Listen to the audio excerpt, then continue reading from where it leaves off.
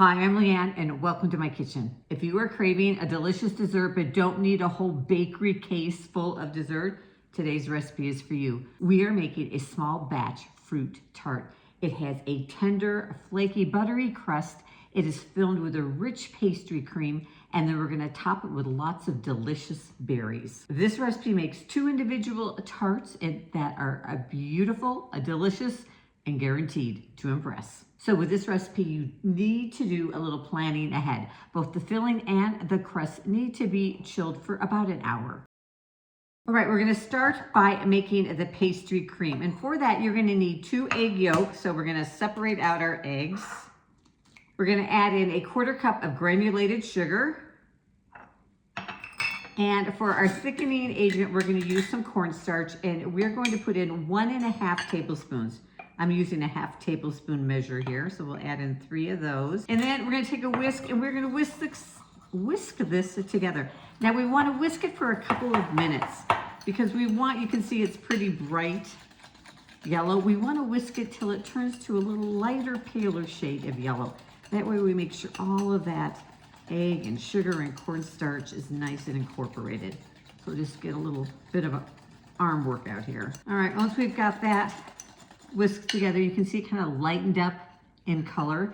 And we're gonna set that aside, and we're gonna grab a small medium saucepan, and into it, we're gonna add a cup of whole milk. I like using whole milk for this. It gives you a little richer pastry cream. You could, if you had whipping cream, use that too, but whole milk works great. We're gonna take this over to the stove. We're gonna heat it up just until it starts to lightly bubble around the edges. You want that milk nice and heated through, but you don't want to let it come to a full boil. All right, then into our cooked mixture, we're going to add 2 tablespoons of salted butter. I've diced it up into little pieces, helps it melt a little faster. And then we're going to add in a teaspoon of vanilla extract. You could also use vanilla paste. That's what you had. I have a 1/2 teaspoon here, so we'll add 2 of those in. And then just go ahead and mix it. Keep mixing, stirring until that butter is totally melted. All right, now we're gonna do what is called tempering our eggs, which means we're gonna pour about 1/4 of this milk mixture into our egg mixture here. But as we do so, we wanna make sure we are whisking the egg mixture, not just pouring the milk in and then stirring it. Be whisking as you're pouring it in. All right, just a little kind of a drizzle it in there a little at a time, because what we're doing here is we are warming up our eggs. I'll get about 1/4 of it in there. I spilled a little on the counter. All right, and just mix that up. So those eggs are nice and warmed up. So what it's gonna do, it's gonna prevent this hot milk from cooking our eggs, because we don't want pieces of scrambled egg in our pastry cream. All right, now we can take the egg mixture with the milk in it, and we're going to whisk and pour it back into the remaining milk mixture. Stirring it all there until it's nice and combined. And you should end up with no cooked egg in your cream. Now we're gonna put this back on the stove. We are going to cook it for another minute or 2, let it come to a boil, and it's gonna start to thicken up. You do wanna stir it continuously while you are heating it back up. And kind of make sure you get into the corners too, so that you don't get any cooked egg in there. You can see it thickens up pretty fast. We're gonna remove it from the heat.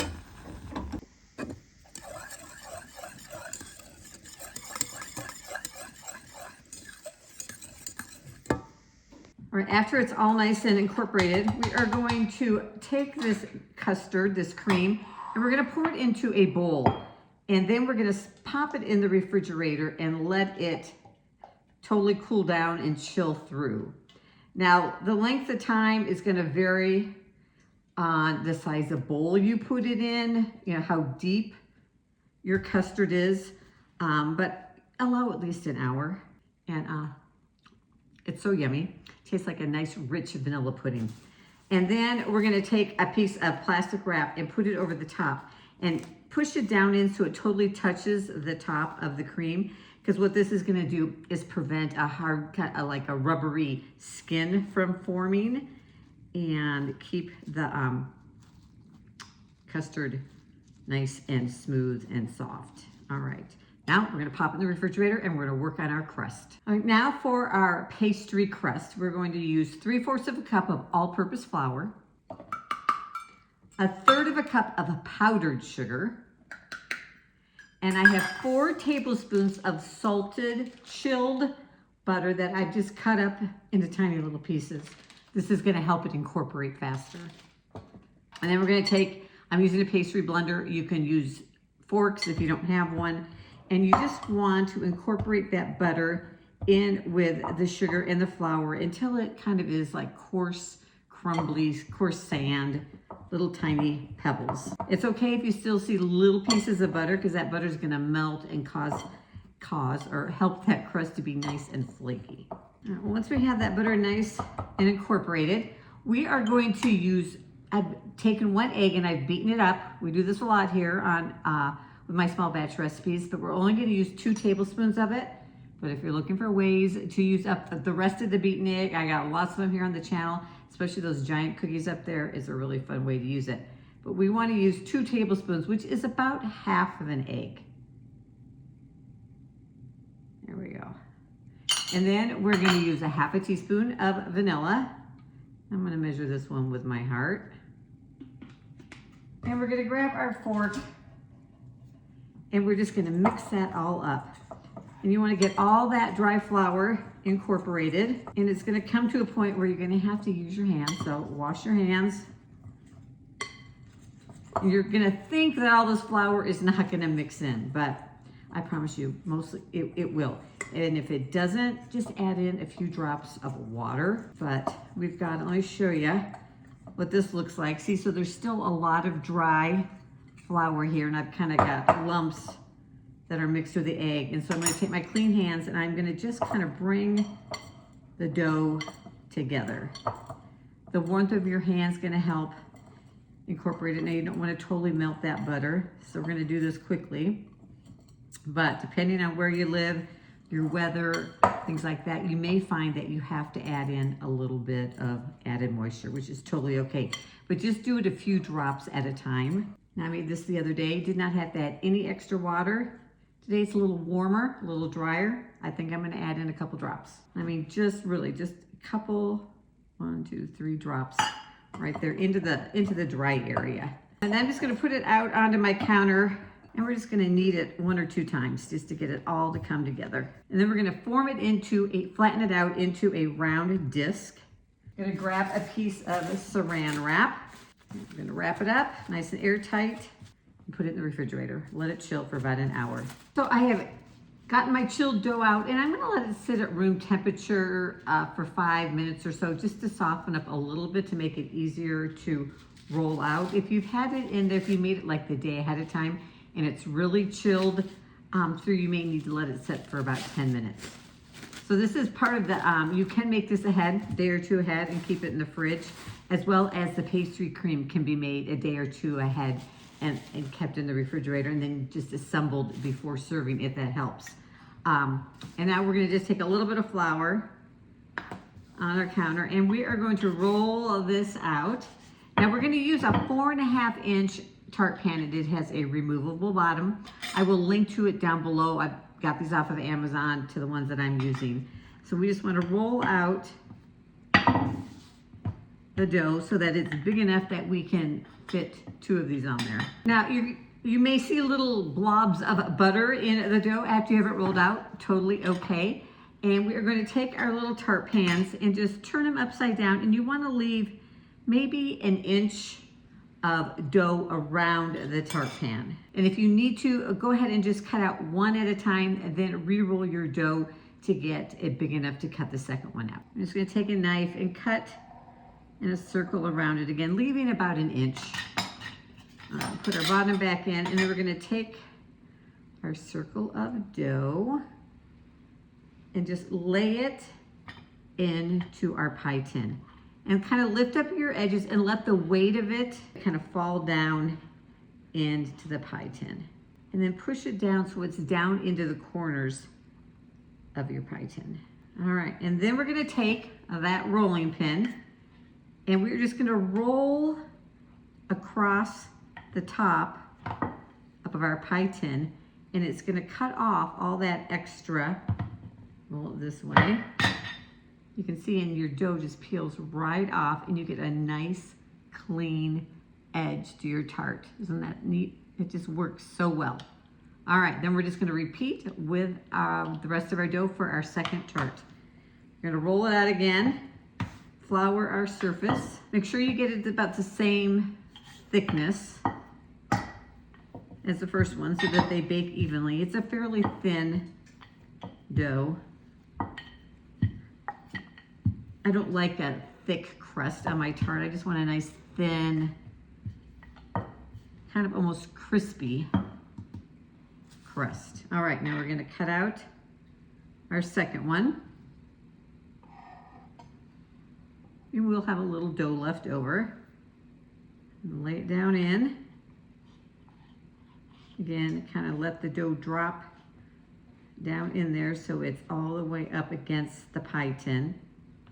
You don't want any holes in the bottom of your dough. If you have any, go ahead and patch it with some extra dough. Use your finger. We don't want anywhere for the filling to leak out. All right, again, we're gonna grab a rolling pin and just roll right across the top. And if it looks thicker in some areas than the other, you can just kind of use your finger, your thumb to even it out. So after we have both tarts prepared, we're gonna go ahead and stick them in the freezer for about 30 minutes to let them freeze. What this is gonna help is, it's gonna help prevent your crust from shrinking as it bakes. Because sometimes it'll shrink and fall down in. It may still do that a little bit, which is okay, but it really does help prevent the shrinkage in the crust. So pop them in your freezer, 30 minutes. I've got my little tarts out of the freezer, and I'm gonna grab just a cookie sheet. This is how I like to put my little small batch things into the oven. It makes it much easier rather than pulling out each one individually. Just put them on a cookie sheet. They're ready to go into the oven. We're gonna put them into 350-degree Fahrenheit oven, and we're gonna bake them for probably 12 to 15 minutes. It's gonna depend on how thick your crust is, just until they start to turn a nice light golden brown. Our tarts are nice and cooled off, and so we are going to just remove them from the little tart pan. Okay, they just should pop right out because of all that butter in them. And then we are ready to fill them. We have our chilled cream out, and want to go ahead and give it a good stir. Just kind of get it nice and smooth. Now, like, remember I said we're gonna have some extra pastry cream. So just grab a spoon and enjoy it. But we're gonna add in our cream into each of our tarts. And you can be generous with it because, like I said, we have a little bit of extra. You just don't want it too full because when you put the berries in, you don't want it spilling over the sides. I'll take a little out of that one. And just go ahead and spread it on there. And then we are ready to add our berries. Now I'm going to use a combination of sliced strawberries, some fresh blueberries, and raspberries. You could use just strawberries if you want. You could put the strawberries on whole. With the pointed side up, that looks beautiful and is delicious, or you can use just blueberries, whatever your preference is. I just recommend, I don't tend to use citrus fruits, but any kind of berry. You could even use some sliced apples or pears if you wanted to. But if you're gonna do that, you want to enjoy it right away so that the fruit doesn't turn brown, or we're gonna put a glaze over the top of this at the end. So stay tuned for that, and I'll show you how that works. We'll just go ahead and add our berries on. Some raspberries in. You could get very symmetrical with this and line it around in a circle or whatever, but I'm just laying them on the top. And then some sliced strawberries in between there. You can pile on as much fruit as you like. And then I recommend putting these back in the refrigerator for a little bit, just to let them kind of firm up, but you could enjoy them just right now.